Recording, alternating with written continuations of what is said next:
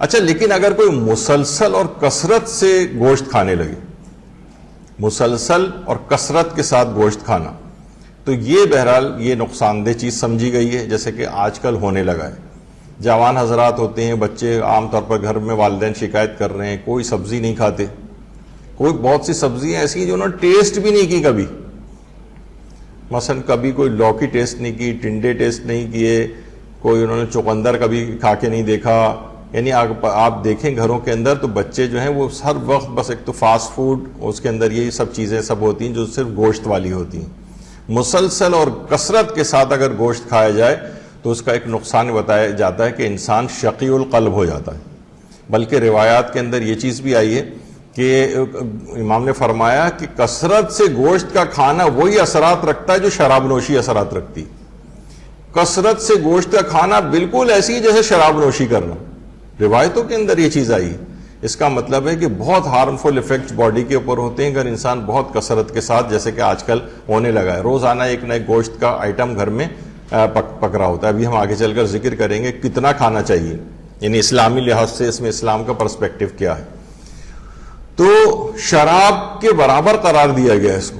یعنی ایسے ہی جیسے انسان کی اب آپ نکالنے بیٹھیں گے شراب نوشی کے کس قدر نقصانات ہیں، تو ایسا ہی ہے بالکل گوشت کھانے کے بھی، کثرت سے انسان اگر گوشت کھائے تو وہی نقصانات اس کے ہوتے ہیں۔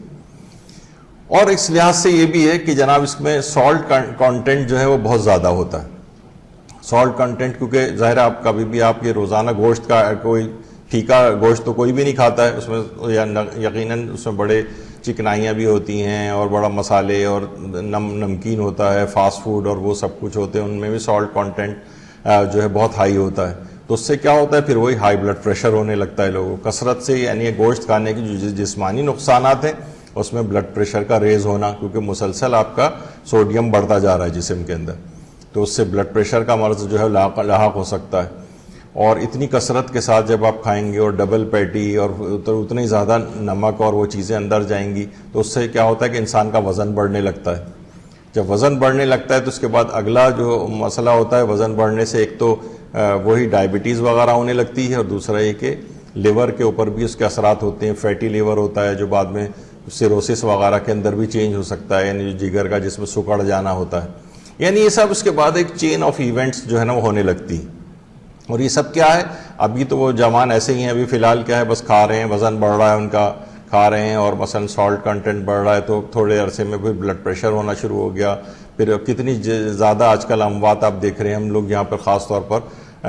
مسجد خیر العمل انچولی کے اندر جو آتی ہیں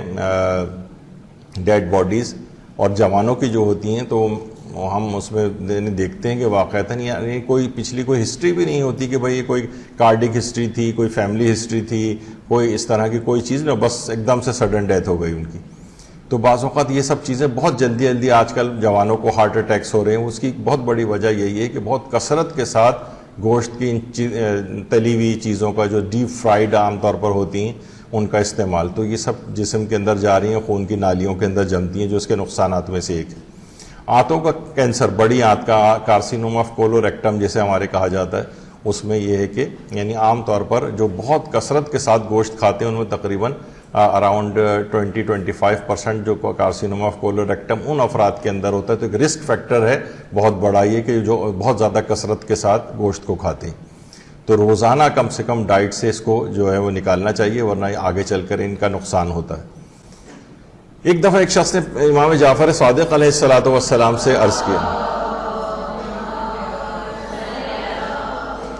آ کے کہا کہ مولا ہمارے پاس کچھ لوگ روایت کرتے ہیں کہ اللہ کو گوشت خور گھر پسند نہیں۔ تو امام صادق نے فرمایا انہوں نے سچ کہا، لیکن اس کے معنی درست نہیں سمجھے۔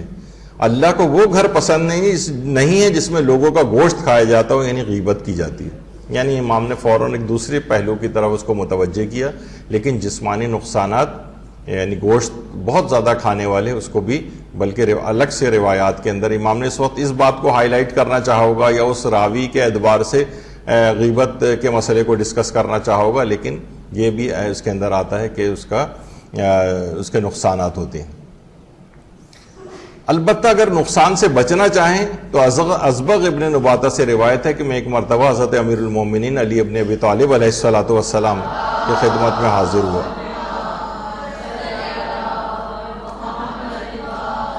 تو ایک پکا ہوا گوشت ان کے سامنے رکھا ہوا تھا. انہوں نے مجھ سے فرمایا نزدیک آؤ اسے تناول کرو. میں نے کہا مولا جب بھی میں کھاتا ہوں مجھے نقصان پہنچاتا ہے گوشت.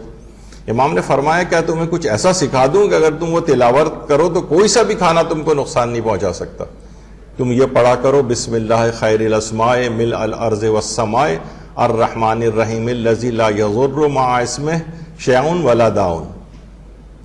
یعنی اے اللہ تجھ کو میں تیرے ہی نام سے پکارتا ہوں جو کہ آسمان اور زمینوں کے خزانوں سے میں سب سے بہترین ہے. اے مہربان اور رحم کرنے والے جس کے ہوتے ہوئے کوئی چیز ضرر اور نقصان نہیں پہنچا سکتی. یہ دعا پڑھ دو کھانے کے اوپر, اور بہت ساری اور چیز بسم اللہ پڑھ کے کھایا جائے اس کے اندر بھی ہے. اور سورہ معون اگر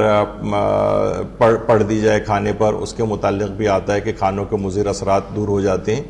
تو یہ بڑی اہمیت کی حامل چیز ہے کہ یہ والی دعا بھی انسان بچوں کو بھی یاد کرا دے, ڈائننگ ٹیبل پہ لکھ کے لگا لیا جائے, سب بچے یا جوان جو بھی بیٹھے ہیں تو اس کو دیکھ کر اس دعا کو پڑھ لیں اسی وقت, تاکہ اس طرح کے جو مضر اثرات کھانوں کے ہوتے ہیں اس سے انسان بچ جائے. تو اس کے لیے دعائیں بھی ہیں, کچھ قرآنی سورہ بھی ہیں وہ عام طور پر, یا عام طور پر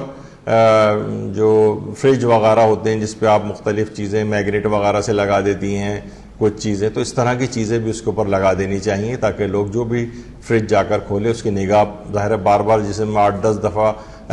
دن کے اندر اس میں فریج کو کھولتا ہے کوئی بھی شخص, تو اس کی بار بار نگاہ پڑے گی تو وہ چیزیں یاد بھی ہو جائیں گی.